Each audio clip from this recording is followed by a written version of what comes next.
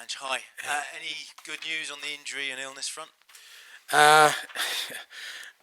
It depends. I think net-wise we're still down. We'll get Bentancur back, but we lose Madison and Pape Sarr by suspension. So a couple of numbers down there. And then in terms of the injuries, no one back. Mikey potentially could be available for to be on the bench.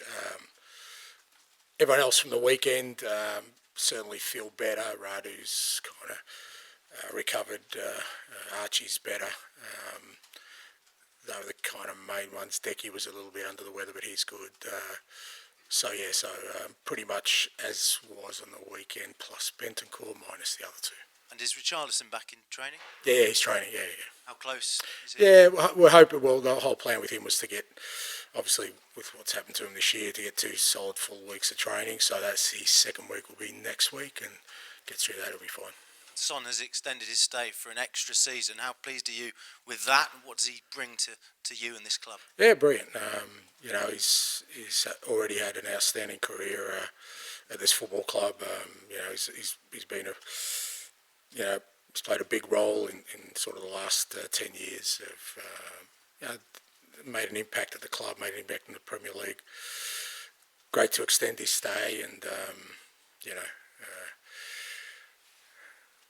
the kind of aim and the ambition is to make sure he finishes his Tottenham career with some silverware. And you've brought a player in this transfer window already in Kinsky. Is he likely to feature tomorrow or too soon? We'll see. He obviously arrived. Lost track of days, but Sunday I think he's had a couple of days of training, and he's registered eligible to play. Still got to do a couple of final things with him, and then we'll see. Some tough decisions in terms of your goalkeeper going forward now? It's good to look. I mean, he's one that we had earmarked for end of season in the summer to bring in. We've tracked him all season. He's definitely someone who we're really excited about. But obviously, with our current goalkeeping situation, we explored the possibility of bringing him in January. It wasn't easy because he's doing very well for his club. His club's doing very well. They're in Europe. They're on top of the league. But the fact that the club worked really hard, Johan, and the club to get the deal done today, in this window, it's a huge benefit to us and adds some real quality to our goalkeeping. And you've been linked with Randall, Coley, Moani at PSG, but Richarlison, you say, is close. Yep. Do you still want to bring in a forward in this window?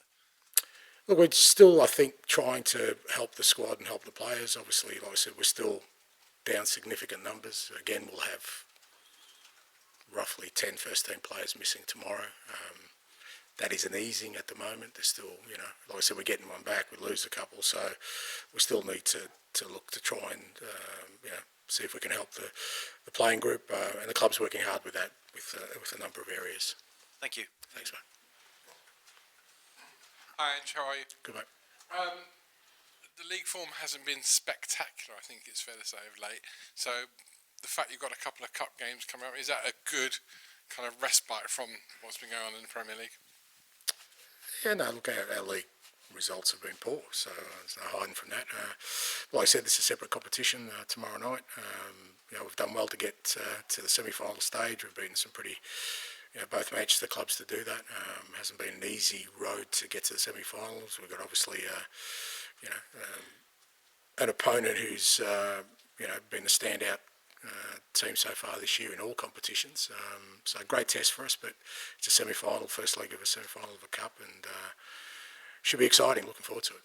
They put 6 past you last time. They met you a couple of weeks ago at the Tottenham Hotspur Stadium, and without wishing to go down the how are you going to play route, this is a 2-legged semi-final whereby I'm guessing, however you play tomorrow, you still want to be in the tie going to Anfield. Well, I think that's the case. Irrespective of how you play, you realise, there is a second leg to be played. So, I think, but that doesn't change our approach for tomorrow. We're at home, and when it's a sort of a 2-legged affair, if you can get some kind of advantage in your home game, that sets you up pretty well. So that's what we'll try and do. I know at the weekend there were some refereeing decisions that bemused everybody, not only in your game but maybe in other games too, and the only people that would have seen what VAR was actually discussing were the people involved with the VAR decision. Tomorrow night though, we're going to see with VAR, everyone in the stadium will be told by the referee why the decision's been made and for what reason. Do you welcome that? Do you welcome the fact that now the spectators, even if it is only for this competition and a one-off, will actually be a part of the VAR decision? Do I welcome it? No. Do you think it's fair that they should be able to listen? Do you think if they had shown the handball on the weekend that our supporters would have been happy?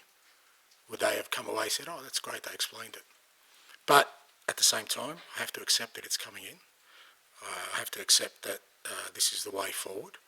I have to accept that I have to be a part of that. And so, but it shouldn't surprise anyone if I'm not a sort of cheerleader for those kind of things. Ali, please. Hi there, Ange. Anton Kinsky comes in. He feels a little bit like Archie Gray and Lucas Bergwijn. It comes from a footballing family. He seems to have that level-headed nature about him. How important is that when you're signing a player to have that calm nature about him? Yeah, I think it's a big part. We've kind of put big stock in that, in the kind of players we've brought in. That we're trying to build a team that of people who are very ambitious. Have a clear sort of goal in their heads about how they want their career to sort of go, and we've seen that already with Lucas and Archie, as much about their performance, but also the way they've kind of embraced the whole challenge. It's certainly not like your normal 18-year-olds. They're showing a real, like I said, maturity, but also a real ambition to make an impact, and talking to Tony and sort of looking into his background, he's very much of a similar mould. What have you made of him in training so far? It seems to have, only from the clips I've seen, great ability with his feet as well as his hands. Well, we tried to obviously identify people, goalkeepers who are going to, or players who are going to fit into our system. That's a big part of how we play, and it's certainly something that he does very comfortably. But it's his all-round goalkeeping ability. Like I said, we've done a lot of Johan and his scanning. We've done a lot of sort of background work on him. They've been following him all year. The intent was, like I said, to bring him in the summer, but obviously that not only changed, but we thought, why not, with the way we are in terms of goalkeepers, try and bring in him earlier. I wasn't confident that was going to happen, but the club worked really hard to make it happen, and I think it's great for him, it's great for us. Gives him an opportunity to sort of come in a bit earlier, get bedded into the way we do things, and like I said, adds real quality to our goalkeeping. Just want to ask you about left back as well. Obviously, Destiny out for a while now. Jed filling in on the left. You've got Sergio Reguilon, who's coming to the end of his contract. Is that a position that you are going to maybe try and ride it through, or would you like to bring another body in that area of the squad? Oh, look, it depends with, we're in a tricky situation where we've got, because obviously Ben Davies can play left back as well. So, but we're in this tricky situation where, potentially we could have three very, very good defenders coming back into the fold very, very quickly. Obviously, Destiny's going to be a bit longer, so it's a bit of a balancing act of how much we can get through. I just don't want to get it.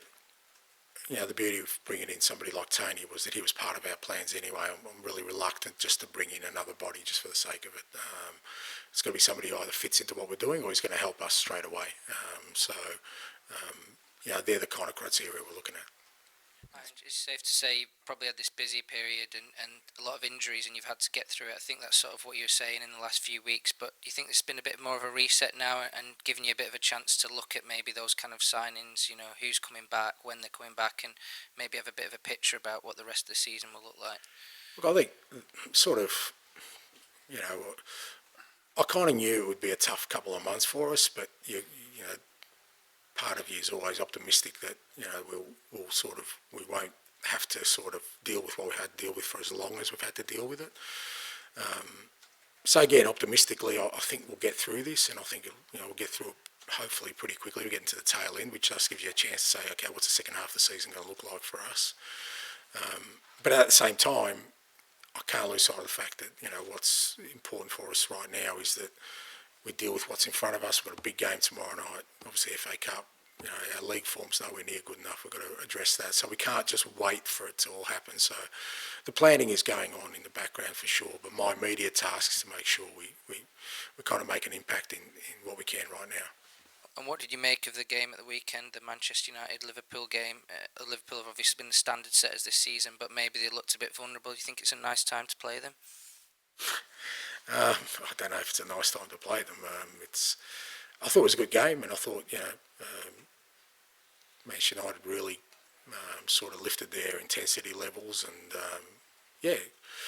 causing problems. But at the same time, Liverpool still have, you can still see the quality they possess. They still created opportunities. They're always a threat. They're like I said, they're a top side. They're really settled. I think they've just got just about everyone fit and healthy.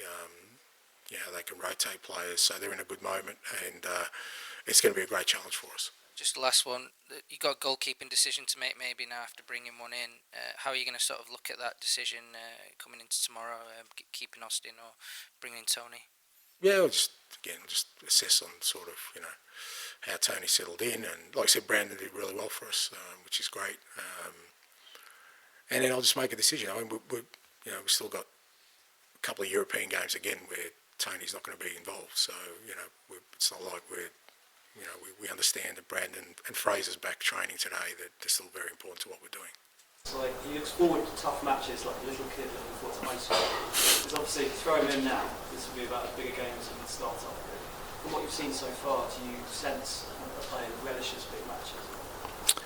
Oh, look, it's hard to say, but there is, one of the reasons, as I said, that one of the things we look at when signing a player is what kind of person they are. And, he certainly didn't strike me talking to him as somebody who, is going to shy away from that kind of opportunity should it come his way. I definitely got the sense that, if you throw me in, then that's what I want. But that was a big part of sort of bringing him in now, because that was the reality that, potentially you might have to throw you in straight away. So that was always in our thinking. So I get that sense, but at the same time, it doesn't mean that it's not going to still be a big occasion whenever he does that, whether that's tomorrow or the weekend or whatever game he plays. It's it's his first sort of foray out of his home country, so it's a big step for him. But he's certainly, his demeanour and his character is one that that whenever that opportunity presents himself, he's certainly not going to shy away from it.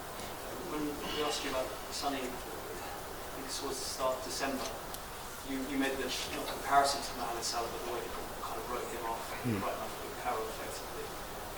Son's form since has been patchy, I think it's fair to say. How have you assessed how he's playing? Yeah, look, I think,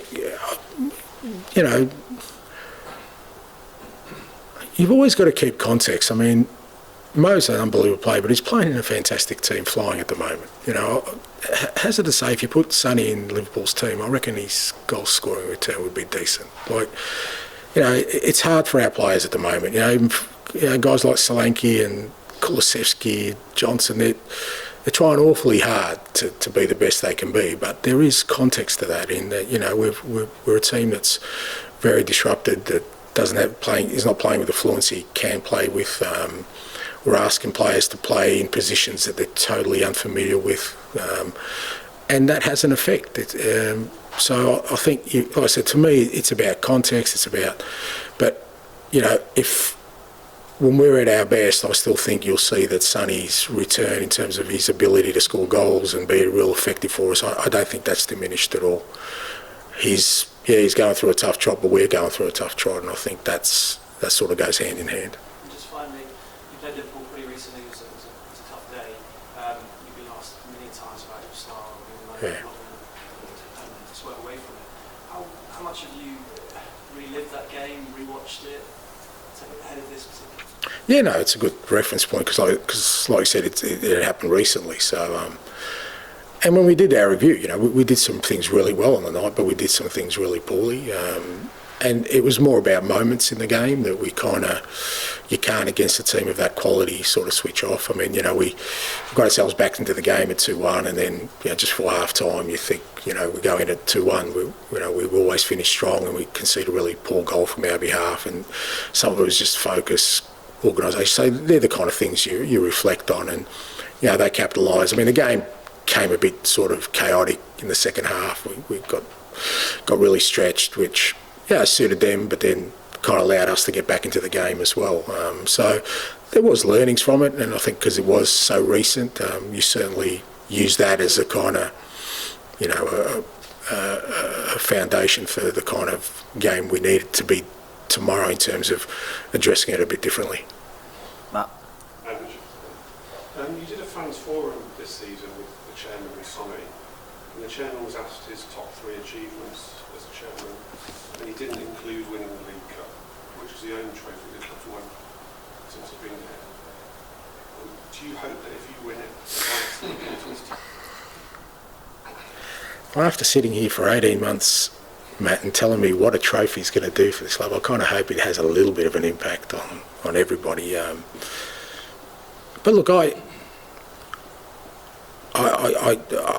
kind of don't get weighed down by those kind of things in terms of allowing them to really impact what I think is important for this football club, and that is that, you know, look, we're having a tough season. Our league form is really poor. We need to improve, but we are in a semi-final of a competition, and with the group of players we've got at the moment, if we can achieve something where they are in their careers, I think it does set you up really well for what we're trying to build here. I think it does. It's not the be-all and end-all, as I've said it many times, but, you know, if we get to, you know, a final and happen to win a trophy, we'll look back on sort of this period of where, you know, a real sort of small group of, you know, players, you know, had to rise above and beyond to get there. I think that will be as worthy of the achievement as actually winning it. And he did also sack a manager 4 days before a final. Yeah, I know. So just drop out the semi-final, you reckon, and I'm safe? But a lot's been made of this tie in terms of a wider importance. Yeah. Do you think it offers you any greater security to your job? I don't need greater security. All I see is, you know, I've got a group of players who are absolutely giving everything they can. I see every person at this football club pushing hard every day, whether they're involved in football or not, to try and help us through this situation. I don't need anything more than that. It's my responsibility. The results are on me. It's my responsibility to change that. If it doesn't change, then of course I'm the one that should take whatever ramifications there are to it. But I don't need any more security than seeing what I see every day, that the club, everyone at the club is totally supportive of what we're trying to do, and they're trying to help me and trying to help us get through this. And that's all you kind of any manager really needs. I'm not interested in security. Alan. FIFPro in the past have used Son as a case study for players who've had a lot of travel, a lot of games, no breaks. Has that been a concern at all?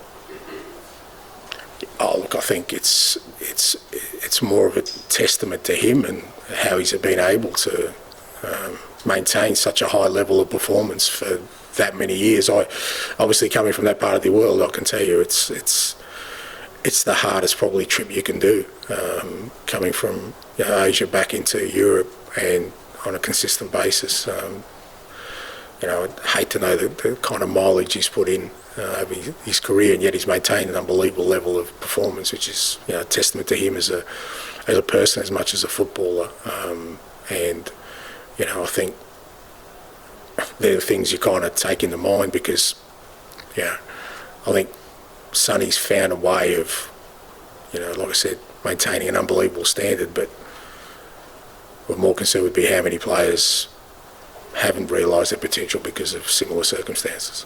What do you feel that may have taken a toll over the course of years? And you've spoken a bit about the collective being exhausted, but, you know, is there a chance that going back and forth over, you know, a decade and maybe affecting On him? No, on him, like I said, the opposite. I think it's been unbelievable how he's been able to maintain that level of consistent performance. I mean, I know everyone's kind of focusing on it now, but even last year, his season was incredible for us. So, you know, like I said, I think people just need to have a little bit of context that, again, Mo's a world-class player, but you put him in our team at the moment, I'm not sure he would have the same impact because of the situation we're in as a group. You know, as attacking player, what do you need? You need a team that's kind of in good form, creating opportunities, playing on the front foot, you know, having a really solid sort of foundation of a defence that, you know, is cohesive. Like, none of these things exist at the moment. So we're relying really on individual moments, you know, and like I said, that you can say the same thing about, you know, Dom and Kulusevski and Brennan, because they're the ones that are kind of playing all the time. You know, they're doing the best they can. Dave. Hi, Ange. Just two things. First of all, just more on Son. Is it important that the club sort up his longer-term contract situation by the end of the summer? Because I suppose the obvious, if it's not sorted out by then, the repercussions are quite obvious. Only if it's important to Sonny as well. I think with all these kind of things, I think it has to be when you've got a player like Sonny who has such a standing at a club, and I know how highly the club regards him, and I know how much he loves the club. I just think it'll all happen mutually. I don't think it's something that needs to be forced one way or another. Whatever. I don't think the club will be, sort of in a position of trying to force anything, or Sonny would try and force anything. I think there's enough sort of respect and sort of enough credit between both parties that those kind of discussions I think will happen naturally, and I think we'll come to a conclusion that everyone's happy with. Do you get the sense that's what Sonny wants? Look, I don't want to speak on behalf of. I think what Sonny wants is for us to win tomorrow night. I think that's where his headspace is at the moment. Okay, cool. And just the other thing was that in the 6-3 against Liverpool recently, it struck me that energy and just that physical sharpness was clearly a problem for all players, understandably. What has changed since then, going into, compared to what we're going to see tomorrow night? Because it's not quite easy for them. No, not a great deal's changed. So. Like I said, we've just got to deal with certain moments better, so we don't allow the game to sort of get away from us like it did that night. I think, like I said, there was, I think moments in the game allowed it to sort of then drift into a game where, like I said, became a bit chaotic, and they understandably had more legs than us on the night. Although we still matched them physically from a numbers perspective. It's just that we ended up probably doing more running than we needed to because the game became so stretched. So. There are things that we need to do better to try and control the game and control how much running we need to do. While at the same time, we still want to play at a high tempo, and the players are maintaining that, intensity and tempo. It's just that, like I said, against Liverpool, you've got to have an element of control around it. Tom, and then finish with Dan, please. Just on Sankey, it didn't really work for him at Liverpool or at Chelsea, and there was this idea for a while maybe he wasn't kind of a big club player. Was that at all on clubs or your mind when you signed him? Did you have any kind of worries about making that step up? No, not really, because if anything, I think that was kind of what excited me about it, because I knew I was going to get a player who had something to prove. Who probably felt like, okay, the start of my career wasn't great, but I've worked my way back to a big club, and now I want to show people that I can play at this level and can make an impact. And look, he's been unbelievable for us. To think of kind of the way he's led that front line pretty much on his own. I mean, we've lost Richarlison all year. He had his own kind of minor setbacks at the start of the year, and I don't even sub him off. I've got to leave him out there. And the manner in which he plays takes a big physical toll. It's not like he's one of these strikers who just sort of strolls about. I mean, he works his backside off for the team defensively, leads the line, and is scoring goals. So I think he's been brilliant for us. And, like I said, hopefully in the very near future we get some help for him, and I think you'll see him even go to another level. So Michael said maybe he does so many things well that if he kind of, his numbers would be even better if he sort of focused more on himself. Look, again, I'll just say that his numbers would be better if we were better. Like, you've got to cut these guys some slack. They can't do it all on their own. We're struggling as a team for, like I said, consistency, energy, cohesion. Understandably so. You can't expect strikers then to go score hat-tricks on the back of that. And even on the weekend, he kind of scored an unbelievable goal. He had a couple of headers, were a bit unlucky. He's still getting in those areas, but he's doing the absolute maximum. His numbers will be better when we get better. Is he one of the leaders in the team? He's becoming that, yeah, I think. Look, I think through this difficult sort of process we've been in, there have been things that have emerged. Guys like him and Kulusevski have definitely become much more pivotal in what we do with the way they play and the way they kind of tackle the tasks that we've got at the moment.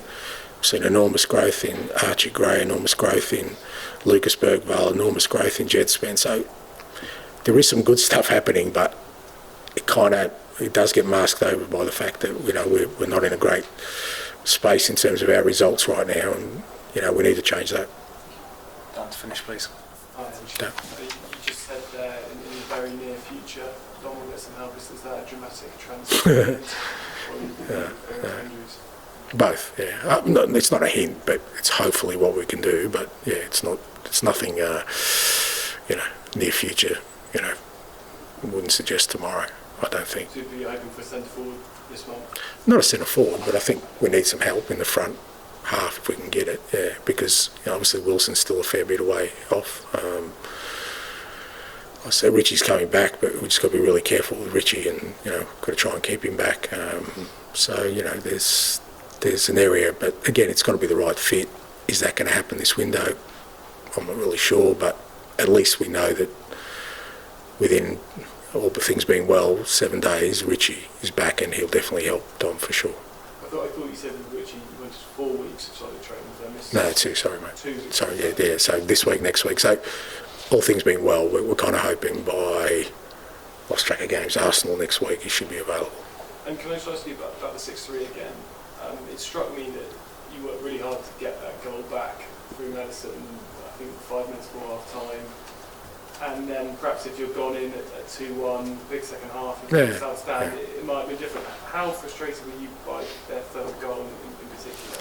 Yeah, no, it was a poor goal from us, and that's what I mean. That kind of let the game get away from us, and then it became a game where, like I said, came chaotic, and that suits Liverpool with the way they're set up. And it was a disappointing moment for us of, again, disorganisation, a little bit of lack of focus. But I've got to, again, even me, I've got to temper those frustrations by the fact that we've got an 18-year-old who's not a centre-back playing a centre-back, a left-back who's not a left-back, a goalkeeper that, was not there from the start. Like, there's so many things that are so disjointed in our defensive setup that those things are going to happen.